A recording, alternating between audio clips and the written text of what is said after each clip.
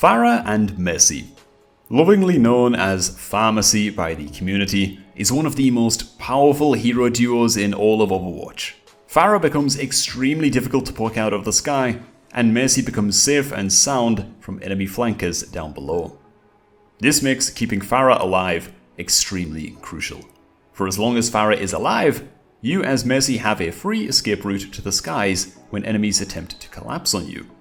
However, this does not mean that you should abandon your allies on the ground, especially if your second healer is his secondary support like Lucio or Zenyatta. Try to dip down to the ground to heal wounded teammates, but practice staying in beam range of Pharah while you do so, or at least in line of sight, so you can quickly return to her side. The only time where your team becomes a bigger priority than Pharah is if someone begins to ult.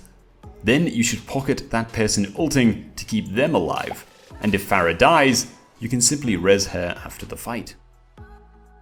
When pocketing Pharah, she may want to try for an overextend or a flanking play.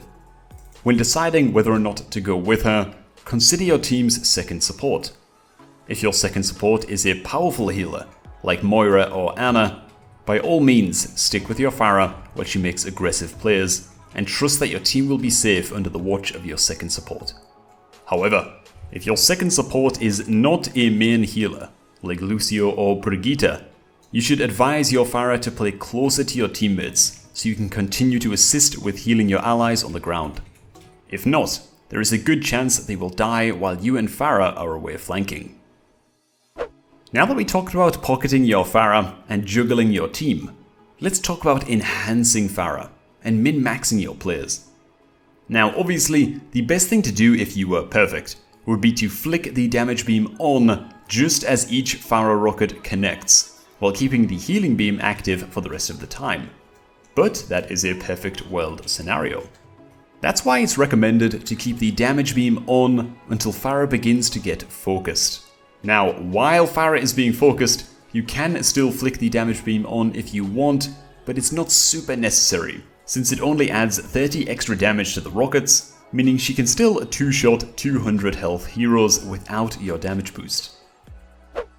During Pharah v Pharah 1v1 duels, you want to keep the healing beam on most of the time in case your Pharah suffers a hit. This will allow you to quickly recover in time to save your Pharah from a second shot.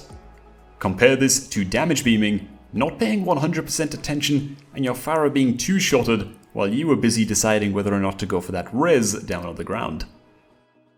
Speaking of damage boosts, let's talk about Pharah's Barrage, and what you should be doing during the channel.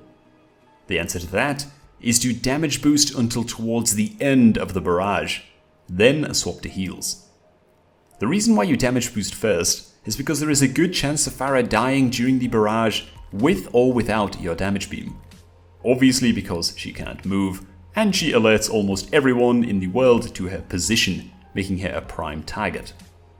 However, damage boosting the Barrage helps Pharah a lot with scoring 1 or 2 fast kills before enemies can react. After this initial burst, you can swap to healing in a bid to keep her alive, even body blocking some damage for her by flying in front of her.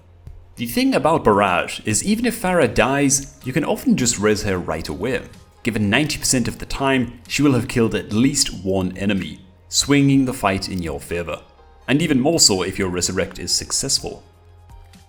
Now there are other scenarios when healing Barrage is better than damage boosting, for example if D.Va's Matrix is eating the Barrage anyway. If your Pharah gets nanoed, damage boosting for the start of the ult like we mentioned before might be a little bit overkill, and you can focus on healing her here instead to ensure that she lives, given she's already taking half damage from the nano boost effect. So this is clearly a super powerful duo to run with a friend. Alas, it is not an unbreakable mini-comp.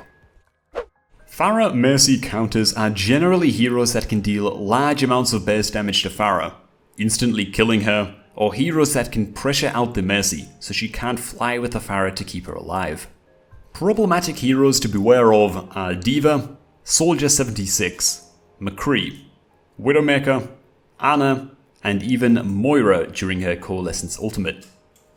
The best way to avoid these heroes giving you trouble is to tell your Pharah to deny these heroes high ground, so they can't aim at the two of you easily and you retain total control of the skies. Another way to avoid them is to use the buildings as cover, or fly extremely high, making it difficult to hit you. And even if enemies try to harass you, the damage drop-off will be great enough to reduce the incoming damage significantly. If the hero that is giving you trouble is Widowmaker, and your team cannot pressure her, you need to instantly swap off Pharah-Mercy, otherwise you two will remain useless for the rest of the match. The only exception to this rule is when playing on maps with a lot of aerial cover, which brings us to our final topic. Maps on which Pharah-Mercy is great and maps on which it is terrible. To begin, let's list the maps Pharah-Mercy rule the skies on. These maps would be Ilios Well, Ilios Lighthouse, Eichenwald First Point, Numbani First Point, Liyang Night Market, Liyang Garden, Oasis City Center, and Oasis Gardens. The reason why these maps are really good for the duo is because either A, their skybox is insanely high, meaning Pharah-Mercy can abuse max range with ease, B, there is not much high ground for the enemy team to take if they get knocked off of it, or C, there is a lot of cover for the duo to float around, allowing Pharah to poke with ease and then float back into cover to heal up. As for the maps which you should avoid as Pharah-Mercy, we have Ilios Ruins, Watchpoint Gibraltar Second Point, far too indoorsy, Route 66 Third Point, same story, Junkertown, Dorado, and Hollywood. The reason why these maps are bad for the duo is essentially the opposite of the maps that we listed before. Either A, there is a lot of high ground for enemies to access, devaluing the height advantage of Pharah-Mercy. B, there is no cover, meaning hit scans can just tear you apart. And C, Widowmaker is an extremely popular pick on some of those maps and has the advantage in the matchup on those maps due to open skies, lack of cover for the Pharah-Mercy, and easy access to high ground perches. Pharah-Mercy is a near unstoppable duo, especially at the lower ranks, and especially so long as Mercy doesn't forget about the rest of her team.